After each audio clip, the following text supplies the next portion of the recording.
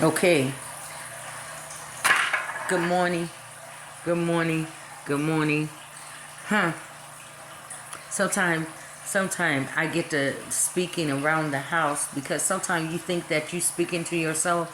You'd be surprised how many spirits that you don't see is listening. There's some spirits that is caught in between and they need to also hear the word and also cross over. You don't think so, but it's true. Let's talk about the weapons that your enemies use. Can we? God said that I will take the foolish things of what the world see as foolish. Who is the world? The people that is still in the darkness, that is still living under dark satanic authority and rulership and views and perspective.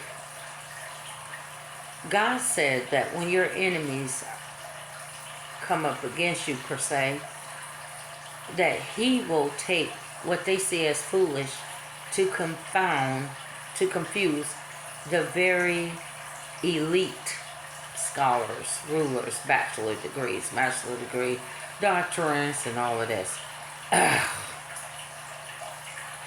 of this world. He said that I will use something so simple, might be common sense. Adam, farmer Adam. Hey Adam, how are you? I'm doing fine. Yeah. Well, I mean, how do you feel about I believe that people need to trust in the Lord with all thy heart and respect your neighbors and respect people, respect God. Wow, that's a common sense answer. What about you, very elite and very selected elite with the bachelors and degrees and stuff? Well, according to research findings, there must be something that is protruding and controlling and deterring to the situation. That word of God ain't all that though, bruh. You don't took that to a whole new level. And Farmer Adam over there just broke it down in simple forms. Something about common sense and just simple. Oh, but it must be something beyond the skies. That it got to be more than just simplicity. It must be an in death to the throw death to the bite death. In order for us to be able to protrude the true control into the matter. What the heck did you just say that? Farmer Adam, you get this elite scholar seminar, going to church seminar.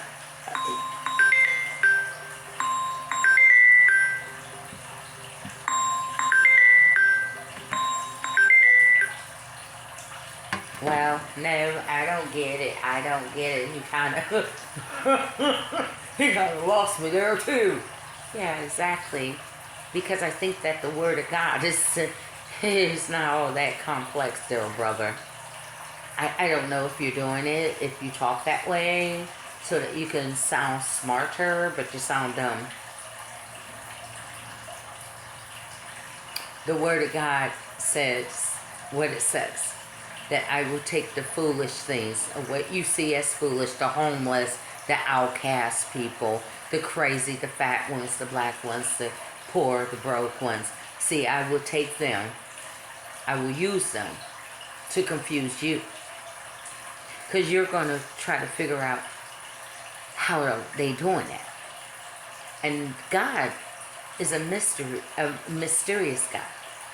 He only going to reveal to you what he desires for you to know.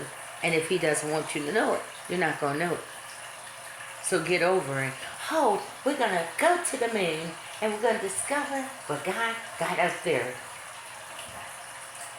What if it's the spirit? How you going to see the spirit, Mr. and Mrs. Intelligent, doctorate, PhD, bachelor degrees? How you going to see the spirit? You can go to Mars or you won't. God is an energy. A spirit is an energy, whether good or bad. How are you going to see a spirit? How are you going to see an energy? Well, now we have came up with a new device, like equipment, that will be able to detect any kind of presence. And you think that God will give you to make it that hard for you to find Him? Because the presence of the Lord is here. I mean, like, dang, you can go to church and feel the presence of the Lord. We don't need no device for that. It's just amazing how God just keep making you guys look stupid. God said that when a man's ways pleases the Lord, that He will even make your enemies to become at peace with you, that He will. And this is where you put in parentheses, will. Every time I teach, I want you to, every time you see shall and will, that you shall, that God shall, and God will. That's no ifs and buts about it. It doesn't say that God may be. It doesn't say that I may be. No, it says I shall, God shall, and God will. Are those command words? Are those action words? Then there's nothing else to discuss. So He said, I will make your enemies to become at peace with you. Here one moment, one day they're fighting with you. Oh, we're going to get you. Yeah. And then something came over them, like some kind of spell, and they speak into you, and they've been very respectful towards you. God said, I will make your enemies. Like, did you see a ghost or something? Did you have a visit from God, like Mr. Scrooge had to have all those, was it Mr. Scrooge? I think so. They had to have all those angels come visit him during the night. Because something happened. They speaking to me now. Yeah, too. God said, I will make them. Because I know things in your enemy's life that you don't know, but they know that I know. It's a terrible thing if some of those things got to come on up out of there and be revealed in their life. Like, there are some people that's talking mess, but they're registered sex offenders. There are some people that's talking so much mess, but they're hiding out from the IRS, parking their cars in different locations so that the IRS won't track them down. There are some people that's talking so much mess about you, but the child support enforcement unit is looking for deadbeat moms and dads. You don't understand? All you gotta do is go to the website. You're gonna see their name listed of the child offenders, child molesters, what level that some of them are on, whether they low risk or high risk. You better get your mind right on things that's important. Then they've been focusing on what my body look like. No, you need to be focused on who lives around you and your children. You need to be a good steward over your household and keep guard. I don't see how you can be up in a video looking at her day in and day out and not paying attention to your children. It's amazing. Um, the guy that does the FBI Most Wanted, and his son Adam got taken, it was within a split second. It's amazing how that can happen within a split second, that your little minor or your little child is gone from your arm. You're not paying attention in the stores and your surroundings, not paying attention at the park. You're so worried about other people's business to the point that you're not keeping guards. You're not keeping guards 24. I trust me. They thought that I was the crazy mom because it's like overly protected. Overly. It's better to be overly than to be under. I'd rather be over, especially with your minors, than to be under protected. Protective. So yeah, you got a crazy mom. Yep. Whatever. I want to know, who is that? Who you talking to? Who's their dad? Who's their mom? Where they live at? Shoot, take it back to the old school. Okay. I'm going to my friend's house. What friend and where do they live at? It is better to be overly protected parent than to be underprotective and they fall in the hands of anything and anybody. And you have sex offenders in this area and you're so focused on the color of my skin that, isn't that something? That you let your little Bobby out there playing and you see the friendly white guy walking his dog, Who do you think is the dangerous one? The black woman with the arthritis and a heart problem? The fat one? Is it her fat that's going to make it dangerous for your child? Or is it this white guy that's waiting for your child to come pet my little dog there, little buddy, so he can snatch your kid? Maybe you need to change your perspective. There's a difference between black woman minding her own business. I don't feel like being bothered with nobody. Leave me the hell alone. And you so focused on me because I want to be left alone. You trying to power pull with somebody that got a free will. And there's the water. Look at that.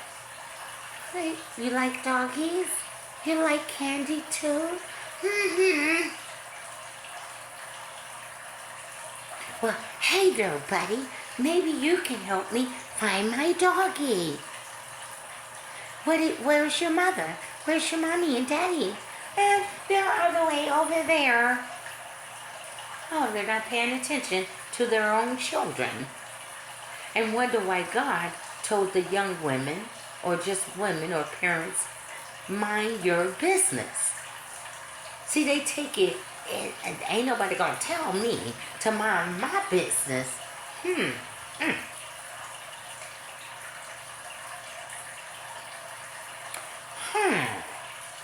And you wonder why your kid got taken away. Your minor. I ain't gotta mind my business. I can say whatever I want. I can do whatever I want. Shit, I'm all up in your business. I'm all up in your business. Yeah, would be. Because this is this type of generation now. You gotta flow like them now. I mean, you gotta know how they flow. I'm all up in her business. And look at how ugly and stuff. And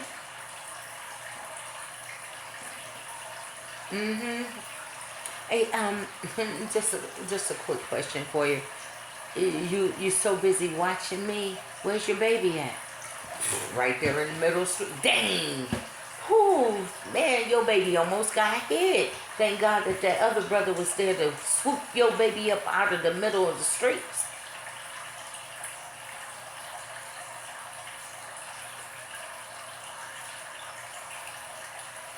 Oh my God, is he okay?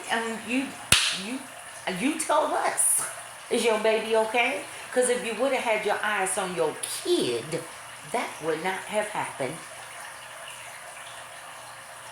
You got your eyes on me, a 55-year-old grown woman that have raised her kids and have with her grandkids.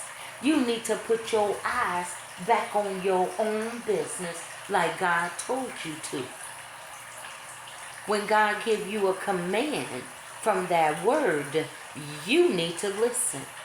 Because you are not your own. You have been bought with a price. Truth be told. And there's instructions for women in the home as well. And that is to mind your own business. Manage your own in the inside of your home. Manage your own business. Take care of those kids. Take care of your kids. I'm not important. You call yourself being cute. Who you hurting, girl? You're behind a video screen. And if you approach me, any females, you know I'm going to arm up. And I'm going to protect myself from females. So what point are you trying to prove? You the one with the kids that God is telling you. Probably so many other people have told you, pay attention to the kids.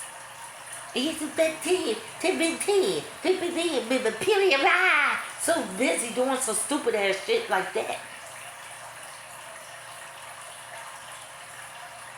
That you're not paying attention to the kids.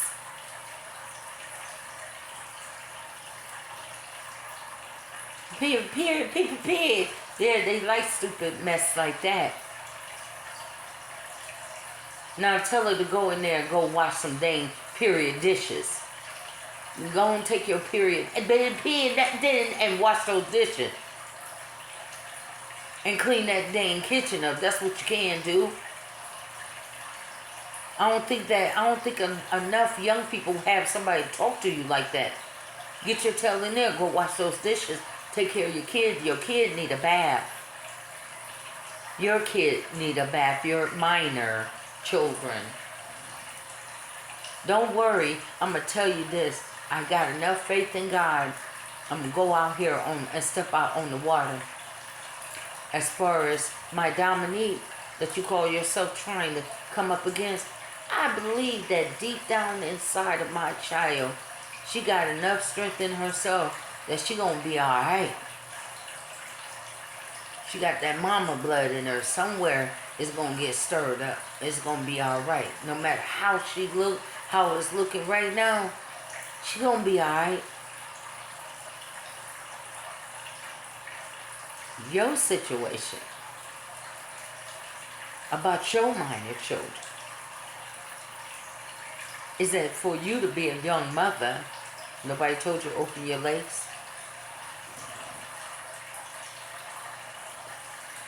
Nobody was there in the bedroom but you. Nobody was there in the bedroom with you and that guy but you. So you decided that I want to have his baby. There you go. You want to have the babies. There they go. So that's for you to take care of your own children and stop trying to hinder your mama life with your kids. Some of them, they sit up there try to hinder their mama's life. It's like, that's some selfish mess.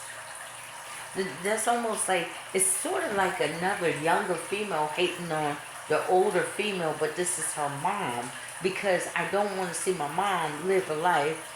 So either I keep myself in crisis and drama, tell you how it goes. I don't want to see my mom live her life, because my mom still look young, and there's some guys that's my age trying to talk to my mom. Some of them get jealous about that. Let's tell the truth or shame the devil. So I kind of on a low, spiteful daughter level. I keep my mom loaded down with my kids. I keep my mom all the time in the drama state of mind of worrying about me because I'm so thirsty for attention. I'm an attention grabber. I like attention. And even if it comes with a negative stem on the end of it, So I keep my mom worrying about me constantly in some kind of drama, in some kind of mess, in some kind of crisis.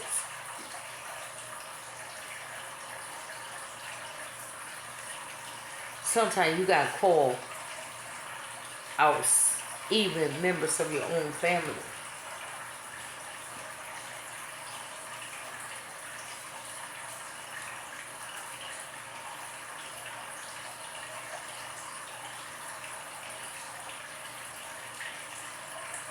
There's some young people, I'm gonna tell you, moms, they don't want you to live your life.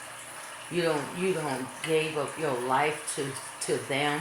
You gave up your life to your grandkids. And you know what happens? I'm gonna tell you, because this is life experience. For somebody to call you a B and say that you didn't do nothing for me or my kids. No, you don't understand.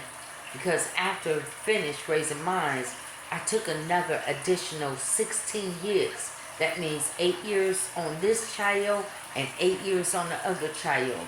And the other two grandchildren in between. So therefore, that means that I took 16 years or 17 years of my own grandma personal life to give it to the grandkids.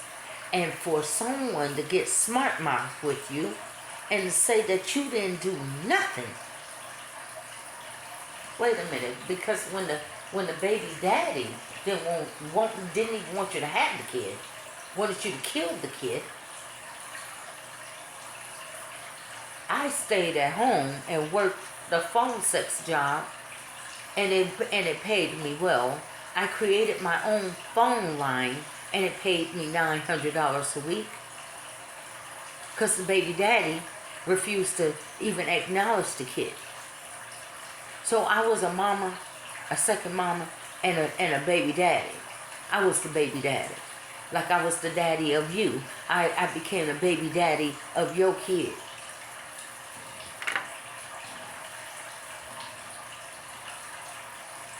So how dare your baby daddy sitting up here trying to make remarks, fat remarks, when he's supposed to have the money and he wouldn't even acknowledge his own seed. Him or his family or his associates ain't got ever nothing to say about this black woman. I did something that he was supposed to do as a man. That means step up to the game and stop playing the boy game. If you don't want babies, put a condom on. But again, same way with females. You sitting out here having these babies, then you won't blame everybody else, taxpayers, everybody up under the sun. You the one that met that person at the club or wherever y'all met. You decided to have consensual sex or whatever, and you got pregnant. You knew that you was going to lay down with her that night. You knew that the moment when you put your hands around your penis, you knew that maybe I need a condom. I ain't trying to have nobody get pregnant on me. We have all learned the birds and the bees in elementary school. When they pull you aside, I think that's 5th or 6th grade, started teaching you about periods and the birds and the beep, beep, beep, beep. Everybody heard the birds chirping.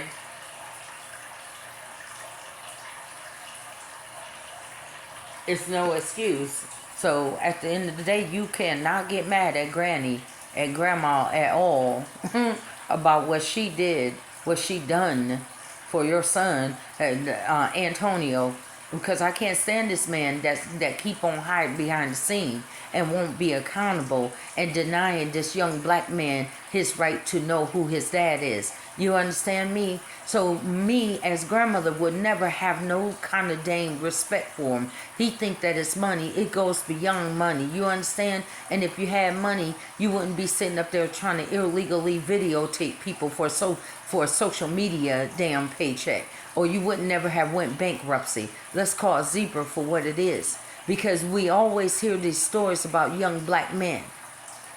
You understand me? Don't make young black men if you're not going to take care of them.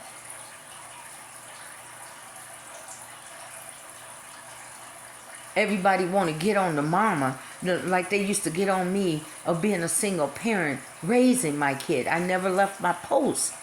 taking care of my responsibility. Even when it was hard. They don't never get on the dad. I ain't never heard them bash the dad. And they gone. Where's the daddy at? Why the daddy ain't here? Track that nigga down and sit up there and start bashing that. Start bashing him. Man, look how you sorry you don't take care of your own. You got your daughter going through this, man. That's real talk.